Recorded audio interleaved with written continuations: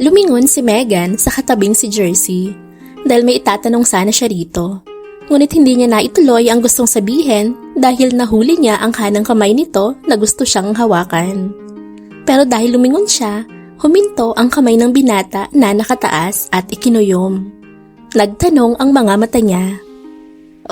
Napila yata ang kamay ko sa pagprotekta sa ulo mo. Palusot ni Jersey at nag-close open ang kamay. Itinuon ang paningin sa kalsada. Kinuha ni Megan ang kamay nito. Akin na, imamassage ko.